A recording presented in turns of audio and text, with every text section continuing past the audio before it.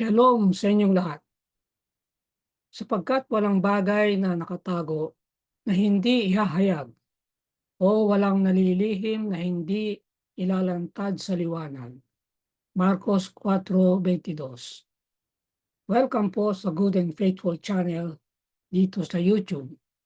Dalayan kong maging pagpapala ito sa iyo tuwing ikaw ay magbubukas at manunood. Ang pangunahing mapapanood mo ay ang pagtatalakay ng lingguhang pag-aaral ng salita ng Diyos. Darating ang araw na madaragdagan ito ng mga serye ng pag-aaral sa iba pang paksa tungkol sa pagiging katiwala ng Diyos. Pumili, daanan, mabato, matinik, mabuting lupa. Alin? Ang aklat ni Marcos. Bago tayo pumalaot, ay manalangin muna tayo. Ang ating panalangin ay mula sa awit 13:3 hanggang 6. Panginoon naming Diyos, bigyan niyo kami ng pansin. Sagutin niyo ang aming dalangin. Ibalik niyo ang ningning sa aming mga mata. Panginoon, naniniwala po kami na mahal niyo kami. At kami ay nagagalak dahil iniligtas niyo kami. Panginoon, aawitin ka namin dahil napakabuti niyo sa amin mula pa noon. Amen. Pang-apat na leksyon, mga talinghaga. At ang ating susing talata ay masumpungan sa Marcos 4:24 at 25. At sinabi niya sa kanila, pag-ingatan ninyo kung ano ang inyong pinakikinggan. Sa panukat na inyong isinusukat, kayo'y susukatin at higit pa ang sa inyo'y ibibigay. Sapagkat ang meron ay lalo pang bibigyan at ang wala, pati na ang nasa kanya ay kukunin pa. Sa loob ng maraming taon, nagtatalo ang mga scholar sa kahulugan at interpretasyon ng mga talinhaga ni Jesus. Paano bibigyang kahulugan ang nais sabihin at literal na tatanggapin o kung ang mga ito'y lubos na talinhaga at iba pa. Titingnan natin ang mga ito at sa pamagitan ng biyaya ng Diyos ay aalis na may pagkaunawa sa mga punto na ginawa ni Jesus sa pamagitan nitong mga talinhaga. Muli ay tatlong paghahati ng leksyon. Una, tatlong hakbang na pagpaparisan ng pag-aaral. Ikalawa, at ang ikalawa at ikatlong talinghaga. At ikatlo, ang ikaapat at ikalimang talinhaga. Doon sa una ay merong tatlong pagtatalakay. Ang unang talinhaga, ang interpretasyon ni Jesus, ang dahilan ng mga talinhaga. Sa ikalawa ay titingnan natin ang ilawan at panukat ng mga basket, dalawang talinhaga. At sa ikatlo ay dalawa rin talinhaga.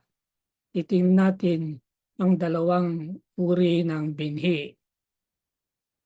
Unang pagkakahati, tatlong hakbang na pagpaparisan ng pag-aaral. At una sa tatlong pagtatalakay, ang unang talinhaga. Marcos 4:3 hanggang 8. Makinig kayo. Ang isang manghahasik ay lumabas upang maghasik. At nangyari sa kanyang paghasik, ang ilang binhi ay nahulog sa tabi ng daan at nagdatingan ng mga ibon at kinain ito. Ang iba ay nahulog sa batuhan na Dooy walang maraming lupa. Agad lumabas agad itong sumibol sapagkat hindi malalim ang lupa. Nang sumikat ang araw, naingitan ito at dahil sa walang ugat, ito'y natuyo. Ang iba ay nahulog sa tinikan at lumaki ang mga tinik at sinakal ito at ito'y hindi namunga. Ang iba ay nahulog sa mabuting lupa at namunga na tumataas, lumalago at namumunga ng 30, 60 at 100. Inaalisa ang talinhaga. Dahil dito, makabubuting magdahan-dahan at simpleng analisahin ang mismong kwento upang makuha ang direksyong pinatutungkulan ng mga iba't ibang katangian ng naratibo. Ang binhi ay pareho sa bawat katayuan, ngunit nalalaglag sa apat na iba't ibang uri ng lupa. Malaki ang impluwensya ng uri ng lupa sa kahihinatnan ng binhi. Una, ang binhing nalaglag sa daanan ay agad na tinuka ng mga ibon. Ang binhing nalaglag sa batuhan ay gumugol ng ilang araw o linggo para marating ang bigo nitong kinahinatnan sa kabilang ang pagkatuyot ng araw. Ang binhing nalaglag sa masukal na lupa ay mas matagal pa upang marating ang di mabunga nitong wakas dahil sinakal ng mga tinik. Ang binhing nalaglag sa mabuting lupa ay pinakamatagal sa lahat. Isang buong panahon ng pagtubo. Ito'y mula sa pagtatanim hanggang sa pag-aani. Sa halip na isang tuloy-tuloy na kwento, ang talinhaga ay talagang apat na pang-isahang kwento na ikinikwento hanggang matapos sa bawat tagpo. Sinasabi ng ating leksyon na ang haba ng panahon para tapusin ang kwento ay humahaba sa bawat sumusunod na kwento. Sa ibang salita, ang susunod na kwento ay mas mahaba sa nauna at patuloy na humahaba hanggang matapos ang talinhaga.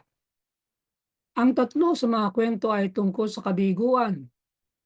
Tanging ang huli ang tungkol sa tagumpay, isang mabuting masaganang ani. Parang tumuturo ang talinhaga sa kakailanganin ng pagiging alagad at mga panganib na kasangkot dito. Ngunit itinatampok din ang masaganang gantimpala ng pagsunod kay Jesus. Pangalawang pagtatalakay, ang interpretasyon ni Jesus. Ang manghahasik ay naghahasik ng salita. Ito ang mga nasa tabi ng daan na nahasikan ng salita. Nang kanilang mapakinggan ito, agad dumating si Satanas at inagaw ang salitang inihasik sa kanila. Gayon din naman ang mga nahasik sa batuhan na ang sariling na nang marinig nila ang salita, agad nila itong tinanggap na may galak. At hindi ito nakaugat sa kanilang sarili, kundi panandalian lamang.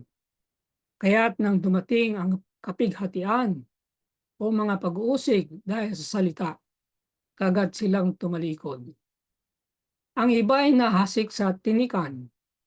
Ang mga ito ang nakinig ng salita, ngunit ang mga alalahanin ng sanlibutan, ang pang-akit ng mga kayamanan, at ang mga pagnanasa sa ibang bagay ay pumasok at sinakal ang salita at ito'y hindi nakapamunga.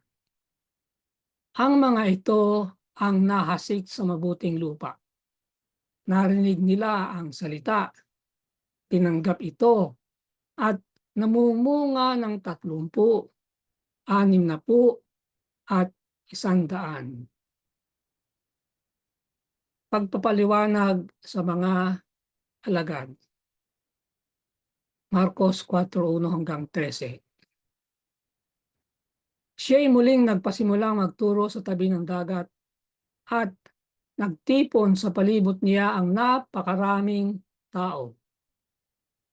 Sa talatang 3, makinig kayo, ang isang manghasik ay lumabas upang maghasik.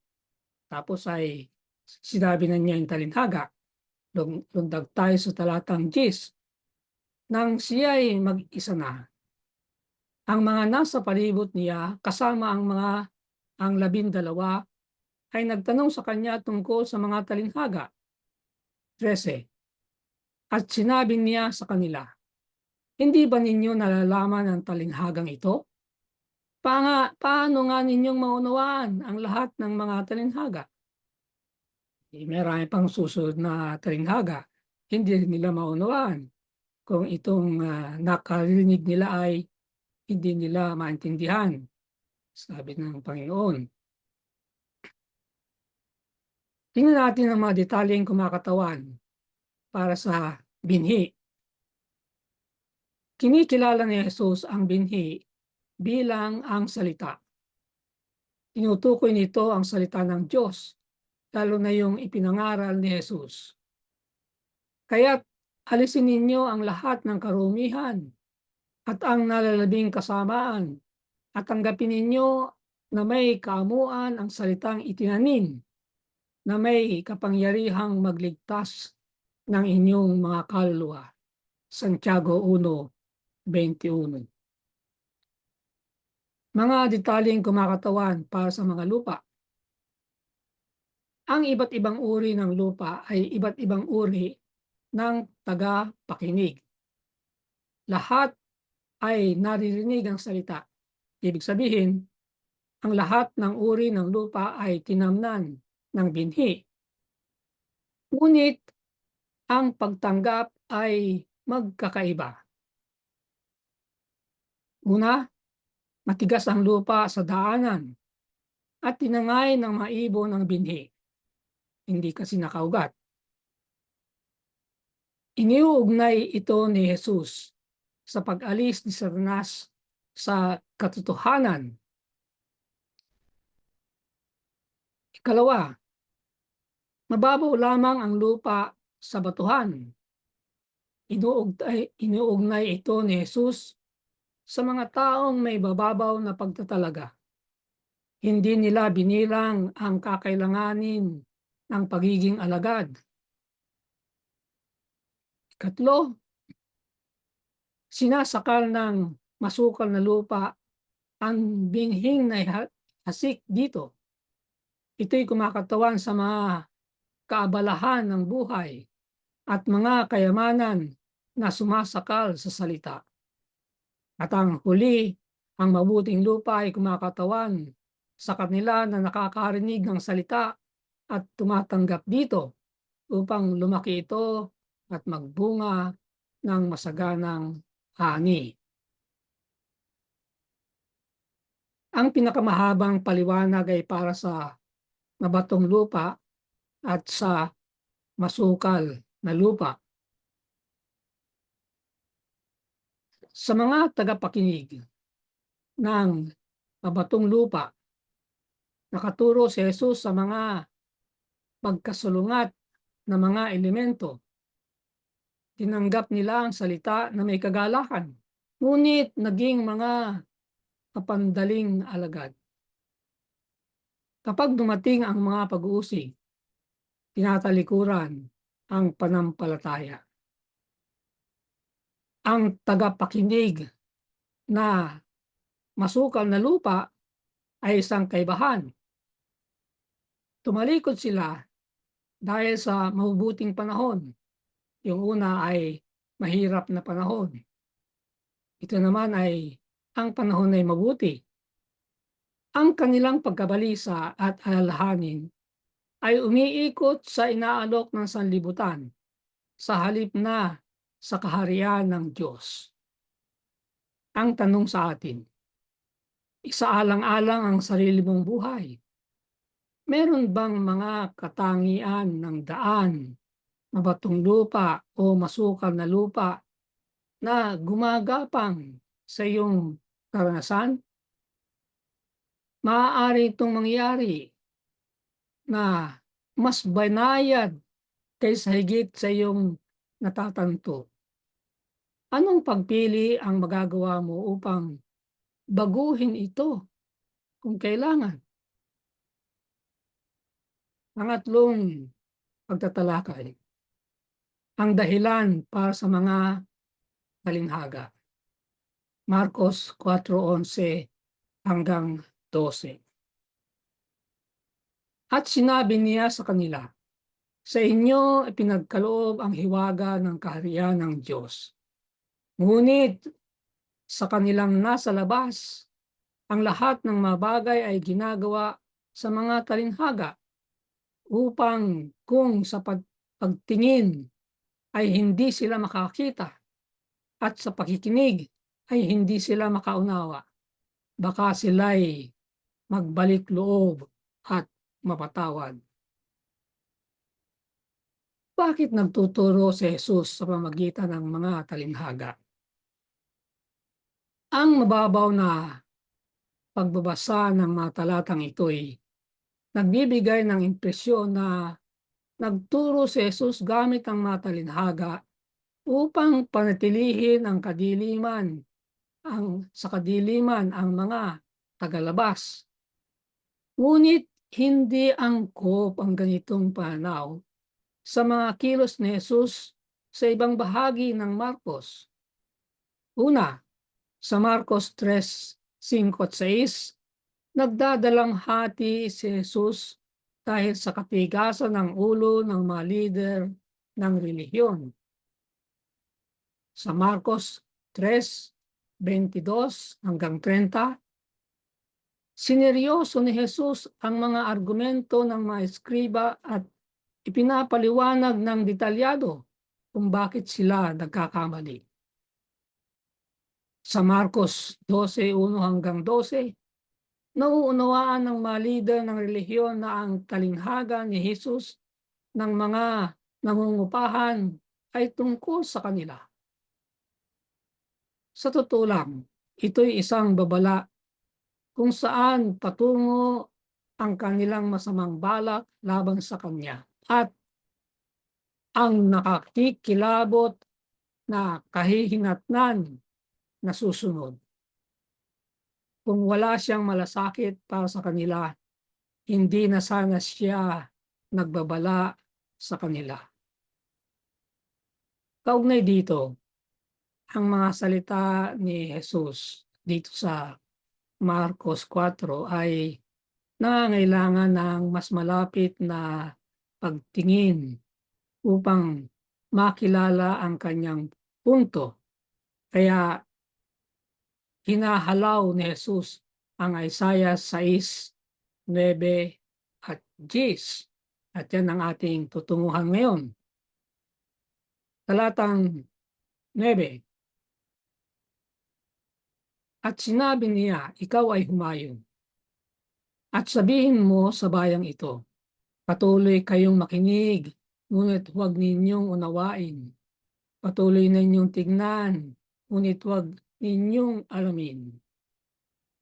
Patabain mo ang puso ng bayang ito at iyong pagbigatin ang kanilang mga pandinig at iyong ipikit ang kanilang mga mata. Baka sila'y makakita ng kanilang mga mata at makarinig ng kanilang mga tenga at makaunawa ng kanilang puso at magbalik loob at magsigaling. Nakikita ni Isaias, ito ang background. Nakikita ni Isaias ang isang pangitain ng Diyos sa templo at napuspos siya ng kalwatian ng Diyos at sa kanyang sariling karumihan. Nilinis siya ng Diyos at inatasan siya na may isang nakabibiglang mensahe. Katulad ni Marcos, parang hindi tumutugma sa ibang bahagi ng Isaias, kung saan may malaking kaaliwan para sa bayan ng Diyos. Sa Isaiah 6, ang mensahe ay sinadya upang gulatin ang bayan na magising upang sila'y tumalikod mula sa kanilang masasamang paraan.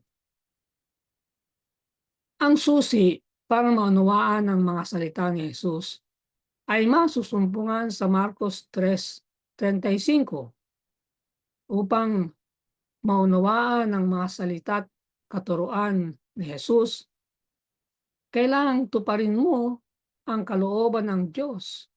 Ito'y magdadala sa taong iyon sa pamilya ni Jesus. Silang nagpapasya na si Jesus ay inaalihan ng dyablo ay hindi makikinig. Ang punto ng pagsipi ni Jesus mula sa Isaiah 6 ay hindi ang pagpapanatili ng Diyos na nasa labas ang mga tao, kundi ang kanilang sariling mga inaakalang ideya at katigasan ng puso ay pumipigil sa kanila mula sa pagtanggap sa nagliligtas na katotohanan. So ang problema ay hindi sa Diyos, kundi sa tao. Ang katotohanan ito ang nangingibabaw na konsepto sa talinhaga ng manghahasi. Ang bawat isa ay pumipili kung anong uri ng lupa siya. Nagpapasya ang lahat para sa kanilang sarili kung magpapasakop sila kay Jesus o hindi. Sa huli, ang bawat isa sa atin ay pumipili. Ikalawang pagtatalakay, ang ikalawa at ikatlong talinhaga. Marcos 4:21 at 22. Yun ang ikalawang talinhaga at ang talatang 22, 24 at 25 naman ang ikatlong talinhaga. Tingnan natin yung una. At sinabi niya sa kanila, inilalabas ba ang ilawan upang ilagay sa ilalim ng takalan o sa ilalim ng higaan at hindi sa talagang lalagyan ng ilawan? Sapagkat walang bagay na nakatago na hindi ihahayag o walang nalilihim na hindi ilalantad sa liwanag. Yun namang pangatlong talinhaga. At sinabi niya sa kanila, pag-ingatan ninyo kung ano ang inyong pinakikinggan. Sa panukat na inyong isusukat, kayo'y susukatin.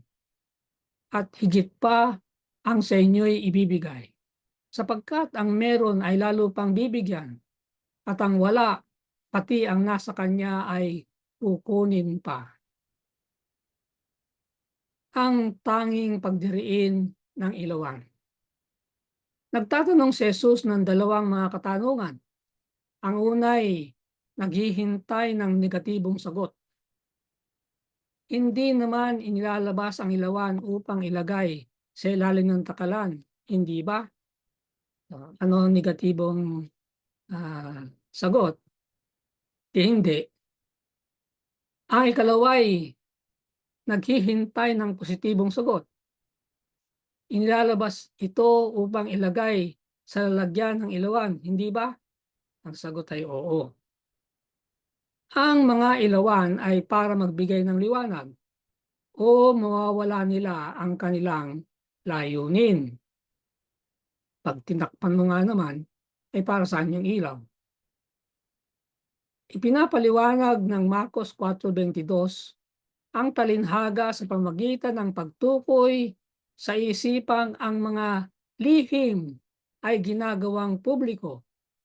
Nagsasalita si Jesus dito tungkol sa Ebanghelyo. Hindi ito itinatago, kundi inihahayag. Ang leksyon ng panukat na basket. Karaniwang ang mga nagtitinda ay may gamit para sukatin ang produktong kanilang ipinagbibili. Pangkaraniwang practice na nagdaragdag ng kaunti sa pinagbibili ng nagtitinda para matulungan ang bumibili na makadamang patas ang pakikitungo sa kanya. Tama yun, may mga mabait na mga nagtitinda, hindi madaya, na kung lumalagpas ng isang guhit sa timbangan, okay na. Ganun sila. At matutuwa yung bumibili. Kuminsan naman ay pagkatapos na timbangin, sasabihin yung halaga ay doon sa pagkakatimbang at kahit na hindi humingi ng tawad yung bumibili ay babawasan na niya. Kuminsan ay ah, yung mga butal-butal tatanggalin na niya. Yan. At matutuwa naman yung bumibili. Kinukuha ni Jesus ang kung paanong ang mabubuting nagtitinda ay pinakikitunguhan ang buwibili upang makapuntos tungkol sa pagiging bukas sa liwanag. No? Magiging pagkaganoon ng turing dun sa buwibili ay magiging bukas siya na bumalik at bumili ulit. Kaya ito ang punto ng Panginoong Hesus. Kung ang isang tao ay bukas at sumusunod sa liwanag, siya ay makakatanggap ng higit pa. Pag bukas siya doon sa aral, masusundan niya ng mga aral pa kasi bukas siya eh. Inihahanda niya ang sarili doon sa susunod na katotohanan. Ngunit kung sarado siya, paano dagdagan mo ng katotohanan? Yung ang karirinig niya ay hindi niya tinatanggap, sarado. Magsasayang ka ng oras na dadagdagan ang katotohanan. Ngunit kung tatanggihan niya ang liwanag, kahit yung dating nasa kanya ay kukunin. Mawawala yung dating katotohanan. Hindi mararagdagan, mawawala pa. Ikatlong paghahati, ang ikaapat at ikalimang talinhaga. Dalawang binhi, Marcos 4:26 at 29, yun ang unang, yun ikaapat na talinhaga at ang talatang 30-32 ay yung ikalima. Tingnan natin yung una. Sinabi niya, ang kaharian ng Diyos ay gaya ng isang taong naghahasik ng binhi sa lupa at natutulog at bumabangon siya sa gabi at araw. Sumisibol at lumalaki ang binhi na hindi niya nalalaman kung paano. Ang lupa mismo ang nagpapasibol sa halaman. Una ang usbong, saka ang uhay, pagkatapos ay ang uhay na hitik ng butil. Ngunit kapag hinog na ang bunga, agad niyang kinukuha ang karit sapagkat dumating na ang pag-aani.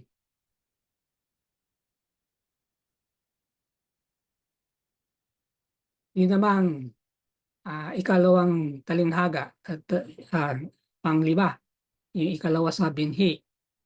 Sinabi niya, ang kaharian ng Diyos ay gaya ng isang taong naghahasik ng binhi sa lupa at natutulog at bumabangon. Teka, nabasa na ito kanina.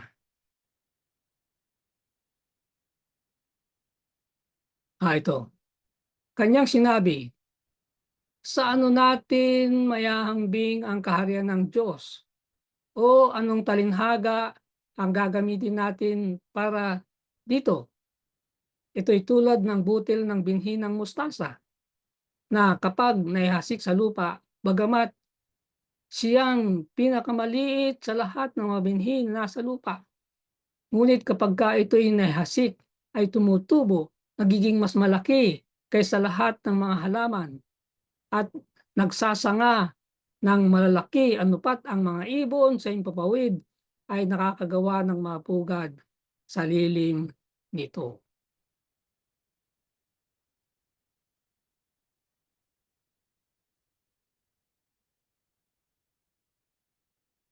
Ang pangunahing focus ng lumalaking binhi. Ang proseso ng paglaki, ang focus nitong maiksing talinhaga. Nagpapahiwatig si Jesus na ganito kung paano gumagawa ang kaharian ng Diyos. May bahaging gagawin ng mga tao. Ngunit ang tunay na paglago ay gawain ng Diyos.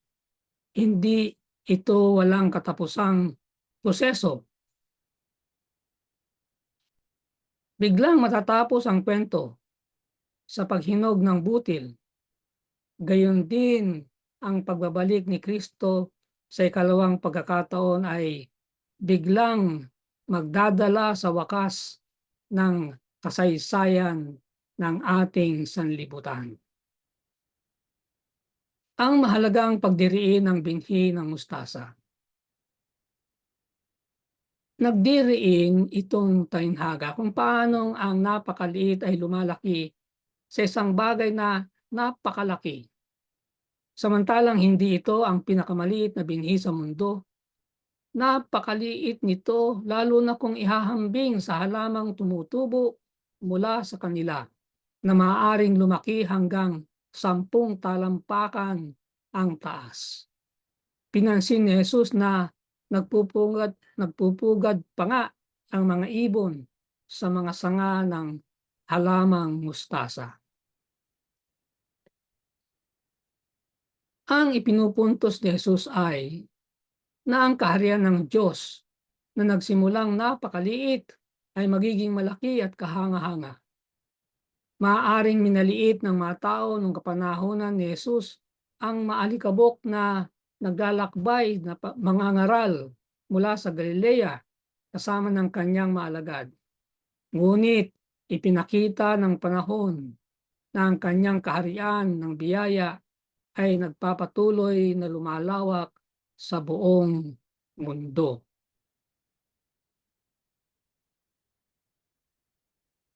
Dapat na ang pag-ibig ang maging prinsipyo ng pagkilos. Ang pag-ibig ang pinakasaligang prinsipyo ng pamahalaan ng Diyos sa langit at sa lupa.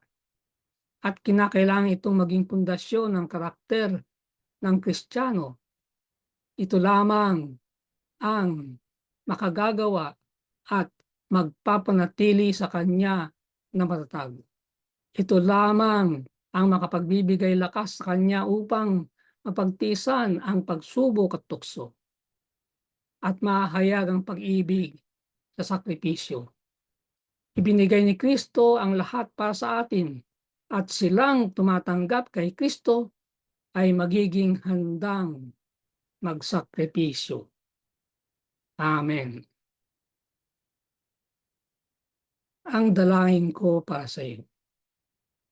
Sa ngalan ng ating Panginoong Hesus, dalangin ko na sa talinhaga ng mga manghasik, ikaw ay ang mabuting lupa na tagapakinig ng katotohanan na tinatanggap ito at nagbibigay ng masaganang ani. Amen. Sumainyo ang Good and Faithful channel dito sa YouTube. Ako'y patuloy na nagpapasalamat sa mga taong tumutulong upang mangyari ito at makarating ito sa kaalaman ng marami pa. Pagpalain nawa sila ng Diyos. Malaki ang iyong magiging bahagi sa ministeryong ito kung ikaw ay magsusubscribe, kung hindi pa. At kung naging pagpapala ito sa iyo, ay mag-share at mag-like. I-click na rin ang notification bell upang kaagad ay malaman mo kapag may bagong video. Ang PowerPoint presentation ay may download mo rin mula sa aking Facebook account. Maraming salamat. Magkita tayo sa susunod na linggo.